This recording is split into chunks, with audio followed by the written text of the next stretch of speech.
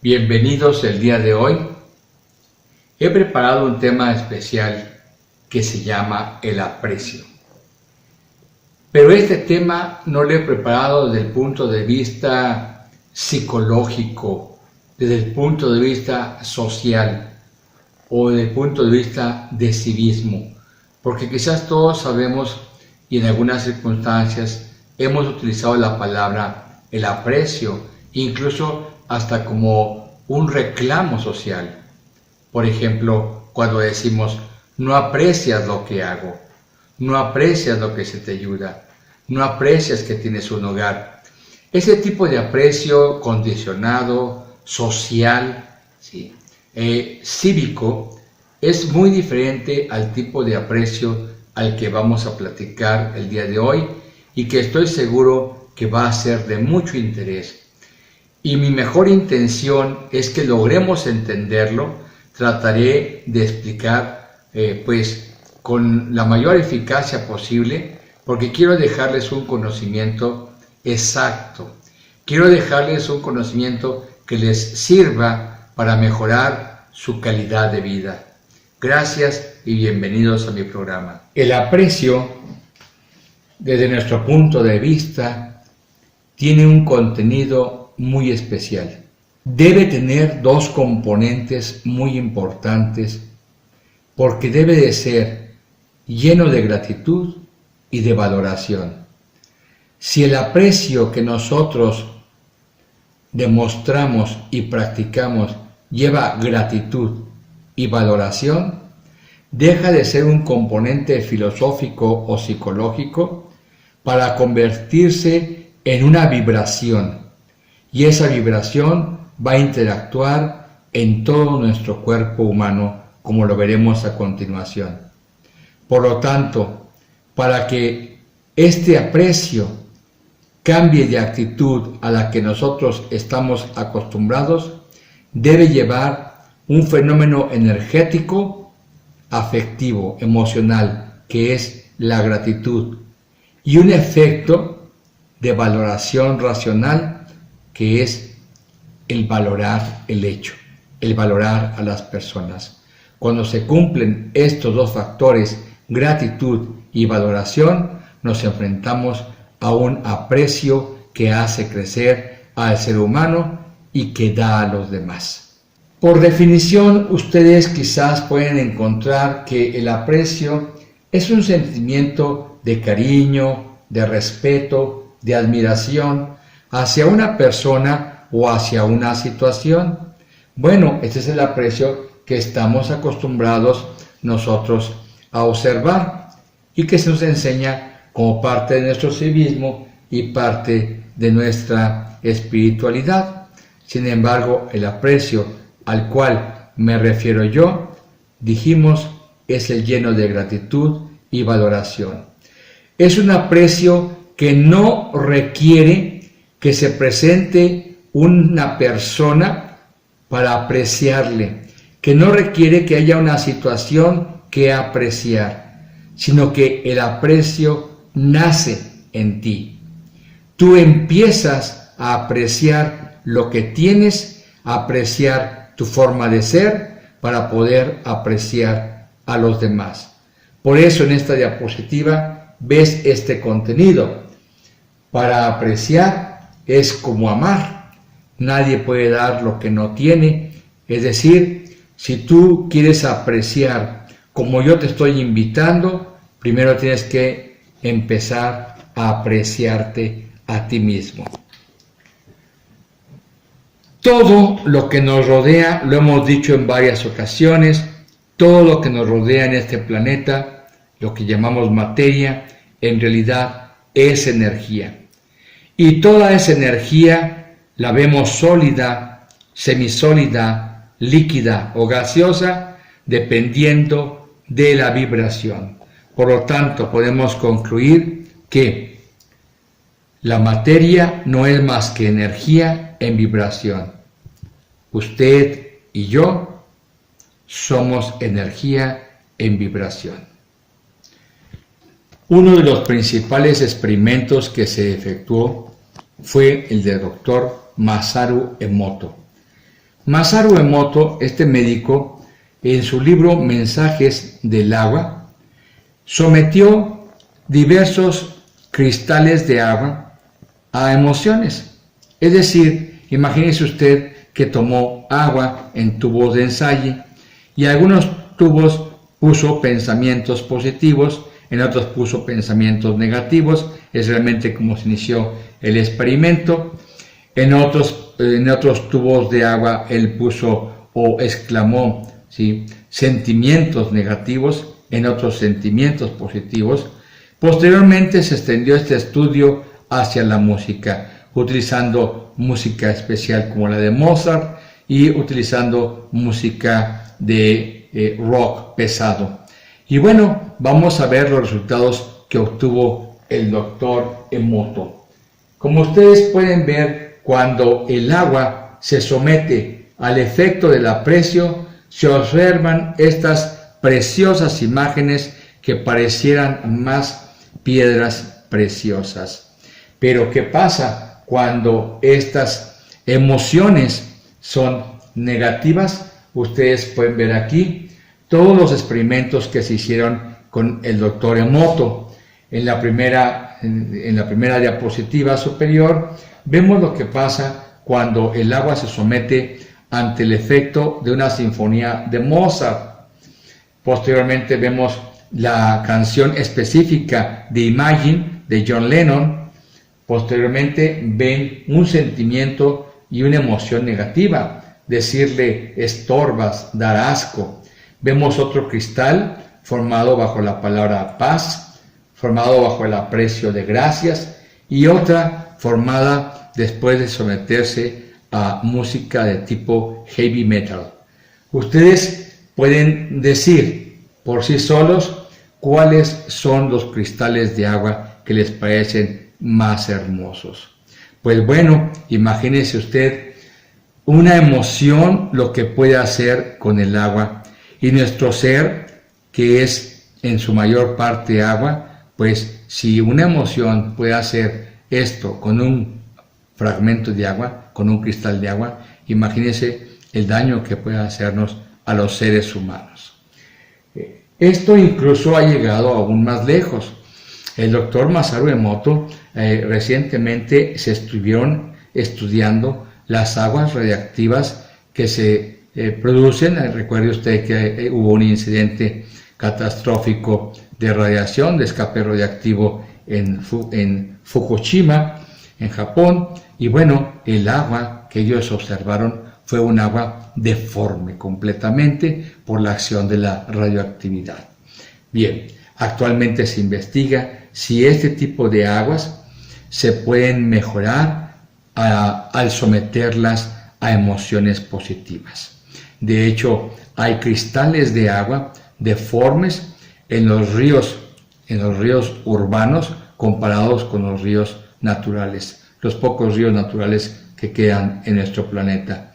Y aquí el gran conocimiento que podemos nosotros aportar es que quizá si nosotros hiciéramos apreciación por ese tipo de agua que está formando cristales deformes, a lo mejor podríamos nosotros modificarla, quizás podríamos mejorarla. También de aquí nace otra experiencia de que si el agua que bebemos nosotros la apreciamos, si nosotros, en palabras quizás ya con tendencia religiosa, bendecimos el agua que tomamos, esa agua va a vibrar y va a ser más saludable que un agua que tomemos solamente por necesidad. Posteriormente, Canasper, en su libro sobre las moléculas de las emociones, encontró que todas las emociones causan vibraciones moleculares y todos los daños que presenta una célula enferma o un paciente enfermo, pues inician como cambios moleculares. Por lo tanto, si nosotros tenemos pensamientos positivos, nuestras moléculas pueden vibrar en forma positiva y ayudarnos a sanar esa célula o esos tejidos enfermos. Por otra parte, los estudios de Childer y Howard Martin sobre el libro que publicaron, La solución de Hermat, la solución matemática del corazón.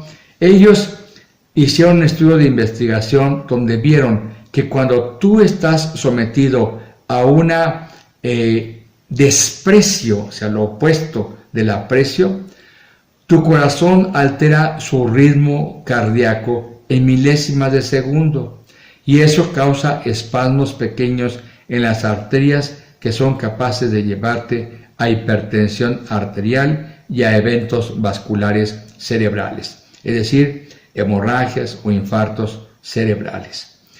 Igual, lo contrario sucede, ¿verdad? Cuando te sometes a pensamientos, a pláticas, a hechos constructivos, pues tu ritmo cardíaco mejora, disminuye tu presión arterial, el gasto del corazón disminuye y mejora tu sistema de defensas en forma general. Vean ustedes aquí, en este caso, cómo las emociones nuevamente repercuten en la función de nuestro corazón. Y más aún, posteriormente, estos estudios se llevaron a cabo a nivel cerebral, donde el doctor Daniel Ammon, este gran neurocirujano, neurobiólogo, hizo estudios con un aparato que se llama tomógrafo de fotón simple, tomógrafo computarizado de fotón simple, y encontró que cuando estamos nosotros en fase de aprecio, la circulación de nuestro sistema nervioso central se incrementa. Pero cuando estamos nosotros bajo el desprecio o la falta de aprecio, nuestro sistema nervioso central, básicamente el cerebro, tiene trastornos en la circulación sanguínea. Los más importantes son que se observa durante el estrés o el desprecio una disminución del flujo sanguíneo en el cerebelo y en el lóbulo temporal izquierdo, así como en los ganglios basales. Esto hace que la persona tenga más tendencia a la ansiedad, a la depresión, ¿sí? Y a comportamientos caóticos. Por el contrario, como hemos dicho, bajo la fase del aprecio, la circulación de estas partes del cerebro mejora y lógicamente el bienestar, la felicidad y la paz en estos pacientes se presenta con mayor frecuencia. Son los experimentos neurobiológicos del doctor Daniel Ammon. Bien, también tenemos nuestro sistema endocrinológico, ¿verdad? Hemos hablado varias veces de que tenemos glándulas en diferentes partes del cuerpo, pero en el caso que nos ocupa, bajo el aprecio o el desprecio, se activan hormonas, básicamente la adrenalina y la noradrenalina, pero también una hormona bastante caótica que es el cortisol. Estas se producen en estas pequeñas glándulas de color amarillo que están posadas arriba de los polos superiores de los riñones. Se llaman glándulas suprarrenales. Cuando estamos sometidos a estrés o a desprecio, estas glándulas producen grandes cantidades de adrenalina, noradrenalina y cortisol, que lo que hacen es incrementar el azúcar en nuestra sangre, la grasa en nuestra sangre y elevar la frecuencia de latidos cardíacos y la presión arterial. Lo contrario sucede en la fase de aprecio. Existe una hormona fantástica que quizás ustedes han oído hablar de ella, es la famosa oxitocina. La oxitocina es la hormona que le llaman la hormona del afecto, la hormona del amor. Cuando una persona está recibiendo aprecio o recibiendo amor, esta hormona se libera y entre las actividades que tiene es causarte relajación, causar satisfacción y paz espiritual. Por eso se le considera como la hormona del amor a la oxitocina. Esto es lo que hace la oxitocina. La oxitocina hace que nuestra neurona y todo este encablado que ustedes están viendo son todas las ramificaciones que tiene una sola célula de nuestro sistema nervioso central que se llaman neuronas. Entonces, esa conducción eléctrica que se hace a través de nuestro sistema nervioso central se lleva a cabo con mayor armonía cuando estamos bajo el influjo de la oxitocina.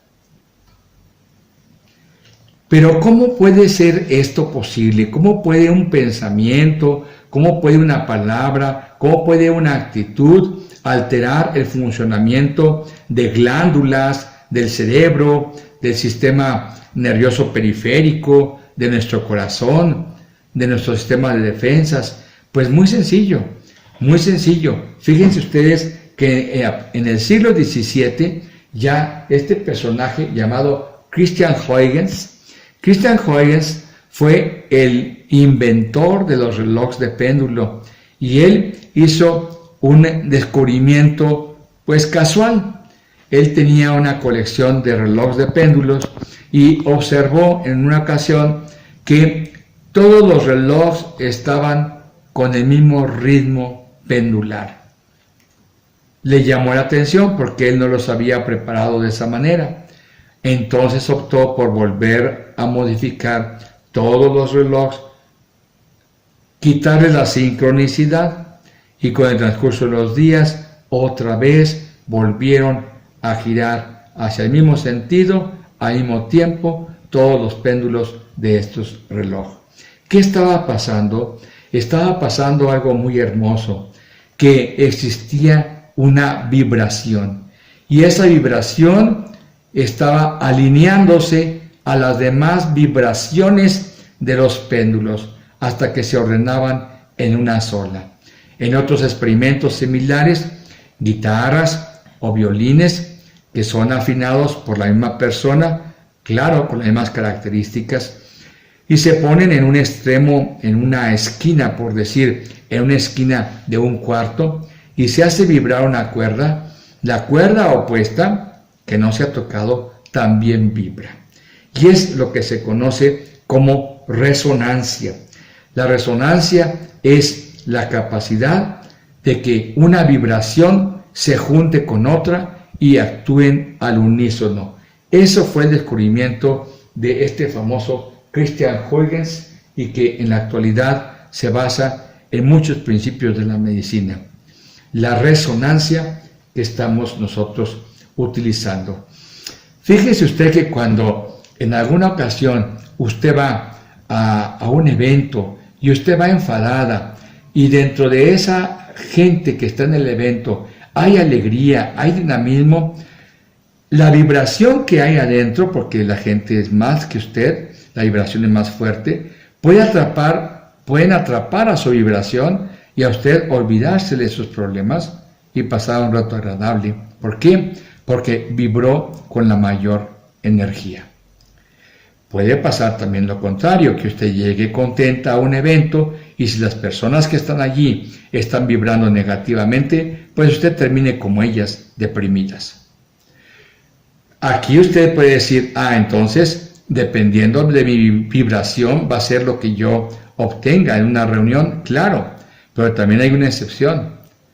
Si usted no está preparada para vibrar en alegría, aunque aun cuando vaya a una reunión con 1000 gentes, usted está bloqueada para no vibrar con esa vibración de alegría, con esa vibración de felicidad.